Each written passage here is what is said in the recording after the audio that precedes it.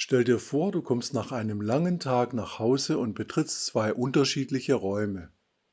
Der erste ist in komplettes warmes Rot getaucht, der zweite in sanftes Blau. Merkst du, wie deine Stimmung sich verändert? Farben haben eine erstaunliche Macht über unsere Gefühle und unsere Energie im Alltag. Oft bemerken wir gar nicht bewusst, wie sehr uns die Farben um uns herum beeinflussen. Aber unser Unterbewusstsein reagiert ständig darauf. Hallo und schön, dass du da bist.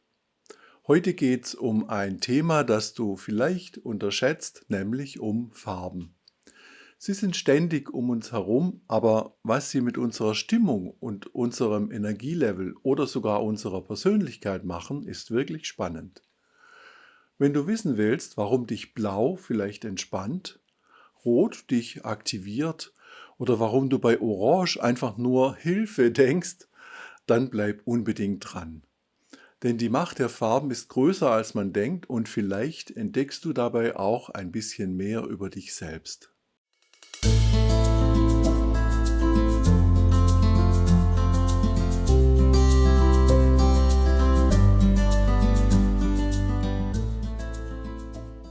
Schön, dass du noch dabei bist. Farben begegnen uns überall und obwohl wir sie oft kaum beachten, wirken sie trotzdem auf uns. Mal sanft, mal ziemlich direkt. Unser Unterbewusstsein reagiert ständig darauf, auch wenn wir es gar nicht merken. Im Alltag greifen wir instinktiv zu bestimmten Farben. Vielleicht ziehst du morgens lieber das blaue Shirt an, wenn du Ruhe und Vertrauen ausstrahlen möchtest, oder du dekorierst dein Wohnzimmer mit einem grünen Kissen, um etwas aus der Natur ins Haus zu holen. Ob die Wandfarbe, die Kleidung oder selbst die Tasse, aus der wir morgens unseren Kaffee trinken, all das sendet Farbimpulse an unser Gehirn. Und diese wirken sich nachweislich auf unsere Psyche und sogar auf unseren Körper aus. Wie Farben unsere Stimmung beeinflussen. Doch warum haben Farben so eine Wirkung auf uns? Ganz simpel gesagt sind Farben nichts anderes als Licht in unterschiedlichen Wellenlängen und jede Wellenlänge trägt eine bestimmte Energie in sich. Diese Energie trifft auf unsere Augen und wird dort in Nervenimpulse umgewandelt. Unser Gehirn verknüpft Farben mit Gefühlen und Erinnerungen. Evolutionär haben wir zum Beispiel gelernt, dass Rot Alarm bedeuten kann, Feuer, Blut, Gefahr. Daher versetzt uns ein knalliges Rot unbewusst in erhöhte Aufmerksamkeit. Grün dagegen verbindet unser Gehirn mit der Natur, mit Wachstum und Sicherheit, was eine beruhigende Wirkung hat. Interessanterweise reagieren viele Menschen auf Farben ganz ähnlich.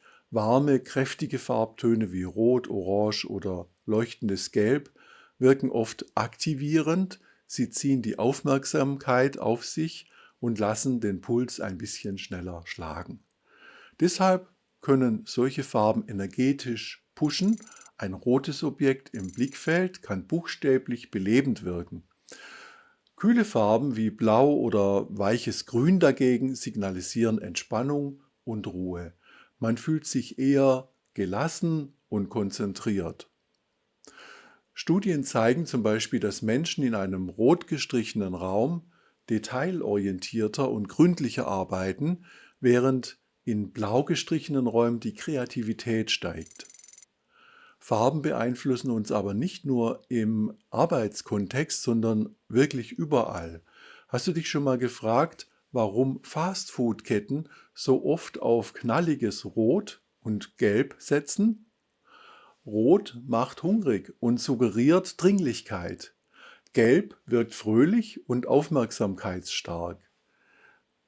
Und zusammen schreien sie uns regelrecht an: Iss mich! Im Gegensatz dazu zum Beispiel nutzen Spa-Bereiche oder Krankenhäuser gerne beruhigende Blau- und Grüntöne, um eine entspannte, sichere Atmosphäre zu schaffen. Neben der psychologischen gibt es auch eine energetische Sicht auf Farben. In fernöstlichen Lehren und im Yoga spricht man von Chakren. Das sind Energiezentren im Körper, denen jeweils bestimmte Farben zugeordnet sind. Zum Beispiel steht das Wurzelchakra unten an der Wirbelsäule für Urvertrauen und Überleben und wird mit der Farbe Rot verbunden. Weiter oben leuchtet das Herzchakra grün für Liebe und Mitgefühl und das Kronenchakra strahlt violett für Intuition. Auch wenn man nicht viel von Chakren versteht, die Idee dahinter ist leicht nachvollziehbar. Jede Farbe soll eine bestimmte Schwingung haben und einen Bereich unseres Lebens energetisch unterstützen. Ähnlich arbeitet die Farbtherapie, bei der man Patienten mit farbigem Licht bestrahlt, um positive Effekte auf Stimmung und Gesundheit zu erzielen. Wissenschaftlich steckt dieses Feld zwar noch in den Kinderschuhen, aber viele berichten, dass zum Beispiel blaues Licht beim Einschlafen hilft und rotes Licht neue Energie geben kann. Letztendlich treffen sich hier Wissenschaft und Intuition. Egal, ob wir von Wellenlängen oder von Schwingungen reden, wir spüren, dass Farben mehr sind als nur Deko. Schauen wir doch einmal auf unsere unmittelbare Umgebung, unser Zuhause. Überleg mal, welche Farben in deiner Wohnung dominieren. Bist du Team weiße Wände, weil es so schön neutral und hell ist? Oder hast du dich an eine mutige Wandfarbe herangetraut? Die Farben in Räumen beeinflussen, ob wir uns geborgen fühlen, konzentrieren können oder unruhig werden. Das passt jetzt vielleicht nicht direkt zum Thema, aber es führt uns wieder zurück zu den Farben. Nämlich, ist dir das Bild hinter mir schon aufgefallen? Ja, es ist eine Kirche und ja, ich habe es selbst gemalt. Aber nicht, weil ich besonders fromm bin, sondern weil dieses Bild für mich ein Stück Heimat bedeutet. Das ist die Kirche von Heuchlingen, meinem Heimatort. Der Ort wurde angeblich von einem Alemannen namens Huchilo vor rund 1000 Jahren gegründet. Daraus entwickelte sich über die Jahrhunderte der Ortsnamen Heuchlingen. Als ich noch ein Kind war, haben wir keine 100 Meter von dieser Kirche entfernt gewohnt. Ich konnte immer auf die Kirchturmuhr schauen, wenn ich wissen wollte, wie spät es ist. Und genau das wollte ich festhalten, also habe ich das Bild gemalt und eine Uhr eingebaut. Es ist für mich einfach etwas, das mich an früher erinnert und ich mag es, wenn die Dinge nicht nur dekorativ sind, sondern auch etwas erzählen. Und irgendwie passt es auch zum Thema heute, denn Farben, Formen, Motive, all das kann emotionale Resonanz erzeugen. Manchmal spüren wir instinktiv, dass uns bestimmte Farben oder Bilder gut tun oder dass etwas nicht passt. Gerade in unseren eigenen vier Wänden merken wir das besonders. Ein knallrotes Schlafzimmer zum Beispiel wäre für viele von uns zu aufregend, um darin sanft einzuschlummern. Rotes Licht erhöht die Herzfrequenz und aktiviert eher, als dass es uns beruhigt. In einer Küche oder im Essbereich kann ein bisschen Rot hingegen appetitanregend wirken. Kein Wunder, dass manche ihre Küchenwand in einem warmen Tomatenton streichen oder rote Akzente setzen. Im Wohnzimmer darf es vielleicht ein bisschen ein gemütliches Grün oder ein freundliches Cremegelb sein, um Entspannung und Wärme auszustrahlen. Wichtig ist immer das richtige Maß, denn zu viel knallige Farben können schnell überfordernd wirken. Ich gebe dir mal ein Beispiel aus meinem eigenen Zuhause, aus dem Arbeitszimmer, um genau zu sein. Wir wollten damals die Wände in einem richtig intensiven Blauton streichen, so ein leuchtendes, fast schon himmlisches Blau. Ich hatte die Farbe bewusst gewählt, weil Blau für mich Ruhe, Fokus und klares Denken symbolisiert. Also genau das, was ich mir für unser Arbeitszimmer gewünscht habe. Nachdem die erste Wand fertig war, standen wir davor und dachten, Okay, das ist jetzt vielleicht ein bisschen viel Himmel auf einmal. Es war uns dann doch zu kräftig, also haben wir für die anderen Wände einfach ein bisschen Weiß in die Farbe gemischt. Das Ergebnis war eine wunderbare Abstufung von intensiv zu sanft und das Zimmer wirkte jetzt viel ruhiger und harmonischer. Aber dann kam das eigentliche Highlight, die Lampe an der kräftig blauen Wand.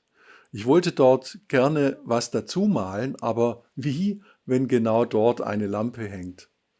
Irgendwann sah ich sie an und dachte, das sieht doch fast wie der Körper eines Schmetterlings aus. Also habe ich einfach Flügel drumherum gemalt und jetzt flattert da ein riesiger Schmetterling mitten im blauen Himmel. Inzwischen haben sich ein paar kleine Artgenossen dazugesellt und ich glaube, die fühlen sich da ganz wohl. Meine Frau Christine war übrigens so nett, sich für ein Foto dazuzustellen, einfach damit man mal sieht, wie groß das Ganze wirklich ist. Und das zeigt für mich, Farben dürfen auch spielerisch sein. Manchmal entstehen aus einem kleinen was mache ich jetzt? Die schönsten Ideen. Auch in unserer Kleidung und im Alltag spielen Farben eine große Rolle. Bestimmt hast du auch so ein Kleidungsstück, das du anziehst, um dich gleich besser zu fühlen. Sei es der leuchtend blaue Lieblingspullover, der dich an den Urlaub am Meer erinnert, oder das kräftig rote Shirt, das dir an grauen Tagen etwas Power gibt. Farben können unsere Ausstrahlung verändern. Stell dich mal vor den Spiegel, erst ganz schwarz und dann mit etwas Farbigem. Dein Gefühl zu dir selbst ändert sich direkt ein bisschen, oder? Schwarz wirkt elegant und ernst, kann aber auf Dauer auch etwas düster stimmen. Ein Klecks Farbe, vielleicht ein Schal in deiner Lieblingsfarbe, kann Wunder wirken, um die Laune zu heben. Ich zum Beispiel greife im Winter manchmal zu einem knallgelben Schal, wenn draußen alles grau und dunkel ist. Die Leute schauen zwar manchmal überrascht, gelb ist ja nicht gerade die unauffälligste Wahl, aber mir gibt es sofort einen kleinen Stimmungskick, fast so, als würde ich meine persönliche Sonne um den Hals tragen. Lieblingsfarben und Farbabneigung. Kommen wir zu einem Aspekt, in dem sich jeder vermutlich wiederfindet. Lieblingsfarben und Farben, die wir gar nicht mögen. Fast jeder hat so eine Lieblingsfarbe. Welche Farbe ist deine? Vielleicht musst du gar nicht lange überlegen, eine bestimmte Farbe kommt dir sofort in den Sinn, weil du dich mit ihr am wohlsten fühlst. Viele Menschen umgeben sich ganz automatisch mit ihrer Lieblingsfarbe, sei es durch Kleidung, Wohnaccessoires oder auch nur die Handyhülle in genau dem richtigen Farbton. Man hat fast das Gefühl, diese Farbe passt zu einem, als würde sie etwas Persönliches ausdrücken. Es heißt ja gern, sag mir, welche Farbe du magst und ich sage dir, wer du bist. Klingt spannend. Aber stimmt das wirklich?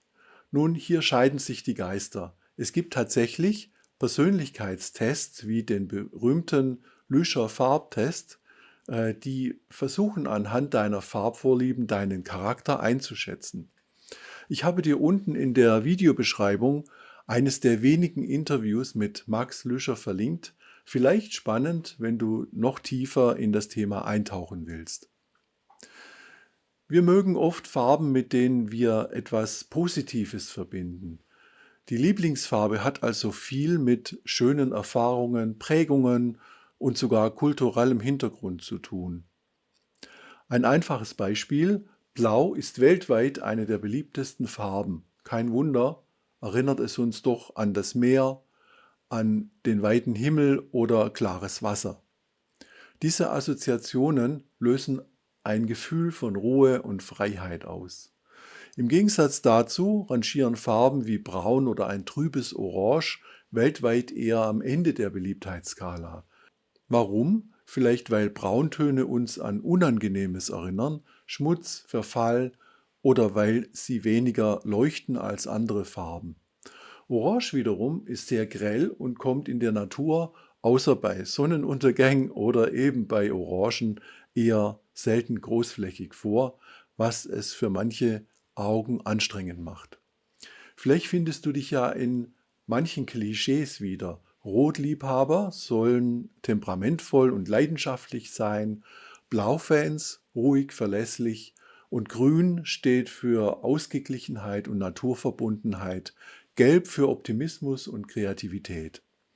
Ob an solchen Verallgemeinerungen etwas dran ist, nun sicher nicht bei jedem Menschen, denn jeder Mensch ist am Ende viel mehr als nur eine Farbe.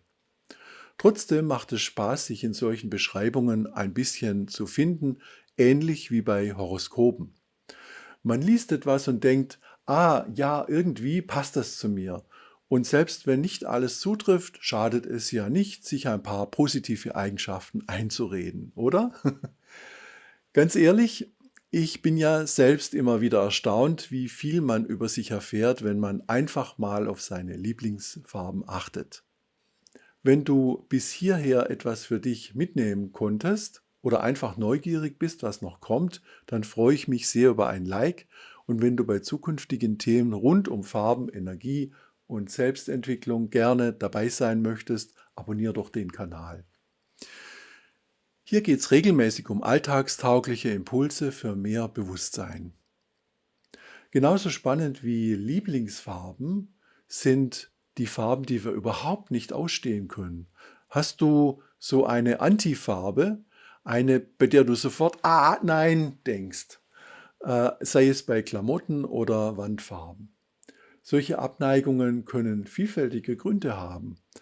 Sehr häufig steckt auch hier eine Erfahrung dahinter. Vielleicht hattest du als Kind ein schreckliches Zimmer in Knallorange und kannst diese Farbe bis heute nicht sehen, weil es dich unbewusst an die Unruhe und den Streit von damals erinnert. Oder eine bestimmte Farbe löst körperliches Unbehagen aus. Manche Menschen empfinden etwa grelles Pink oder Neonfarben geradezu als aggressiv in den Augen. Unsere Sinne melden dann: Vorsicht, das tut mir nicht gut.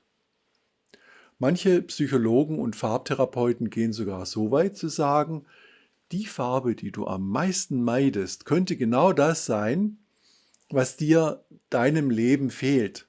Klingt paradox, doch dahinter steckt die Idee, dass jede Farbe für bestimmte Themen oder Emotionen steht. Und wenn wir eine Farbe ganz entschieden ablehnen, könnten wir auch das Thema dahinter verdrängen. Ein Beispiel: Jemand, der überhaupt kein Rot erträgt, meidet vielleicht unbewusst die Aspekte von Rot wie starke Leidenschaft, Wut oder extreme Aktivität. Möglicherweise, weil er oder sie damit schlechte Erfahrungen gemacht hat oder Angst davor hat. Natürlich ist das keine exakte Wissenschaft, also genieße solche Erklärungen mit einem Augenzwinkern, doch es kann trotzdem interessant sein, mal in sich hineinzuspüren, warum mag ich ausgerechnet diese Farbe nicht? Welche Gründe oder Erinnerungen verbinde ich damit? Wenn man das herausfindet, versteht man sich selbst vielleicht ein Stückchen besser. Ein praktischer Tipp, falls du merkst, dass dich eine bestimmte Farbe richtiggehend nervös und unwohl macht: Versuche doch mal, sie in einer abgeschwächten Variante zuzulassen. Wenn du zum Beispiel knalliges Giftgrün hast, probier's mal mit einem sanften Salbeigrün als Kissenbezug oder Dekorelement. Oder wenn dir leuchtendes Pink zu viel ist, schau, ob vielleicht ein zartes Rosa irgendwo okay wäre. Manchmal kann man so eine Blockade spielerisch lösen, ohne sich gleich verbiegen zu müssen. Und wer weiß, vielleicht entdeckst du plötzlich noch etwas Positives an der ehemals verhassten Farbe, zumindest in kleinen Dosen. Am Ende des Tages sind Farben etwas sehr Persönliches. Es gibt hier kein richtig oder falsch, sondern nur dein eigenes Empfinden. Was für den einen beruhigend wirkt, findet der nächste vielleicht langweilig. Was dich inspiriert, kann jemand anderen überreizen. Die Kunst besteht darin, für sich selbst herauszufinden, welche Farbumgebung tut gut. Die gute Nachricht, damit kann man wunderbar experimentieren. Du kannst schon mit kleinen Dingen anfangen. Einen frischen, bunten Blumenstrauß auf den Tisch stellen, bewusst ein T-Shirt in einer Farbe tragen, die du sonst selten wählst, oder deinen Handy-Hintergrund mal in deinem Lieblingsfarbton gestalten. Achte einfach einmal darauf, ob und wie sich dadurch deine Stimmung oder Energie verändert. Zum Schluss möchte ich dich einladen, mit offenen Augen durch deine Farbenwelt zu gehen. Nimm die Farben um dich herum bewusster wahr und spiel ein bisschen damit. Farben sind wie Gewürze des Lebens, sie geben dem Alltag Geschmack und Gefühl. Du kannst selbst dosieren, was du gerade brauchst. Brauchst du heute etwas Ruhe, dann hol dir ein bisschen Blau oder Grün in dein Umfeld. Willst du Motivation und Mut? Vielleicht greifst du zu etwas Rot oder Orange. Und wenn du bei deiner Farbwahl unsicher bist, vertrau einfach auf dein Bauchgefühl. Dein Inneres weiß meist sehr gut, welche Farbe dir im Moment gut tut. In diesem Sinne, hab keine Scheu vor Farbe. Das Leben ist zu kurz für einen Einheitsbrei in Grau. Natürlich muss nicht jeder Tag bunt wie ein Regenbogen sein, aber ein gezielter Farbtupfer hier oder da kann Wunder bewirken. Ich wünsche dir eine farbenreiche Woche und wir sehen uns nächsten Sonntag im nächsten Video wieder. Und da geht es um das Thema Loslassen. Bis dahin, bleib neugierig, bleib verbunden und denk daran, du bist der Designer deines inneren Raumes.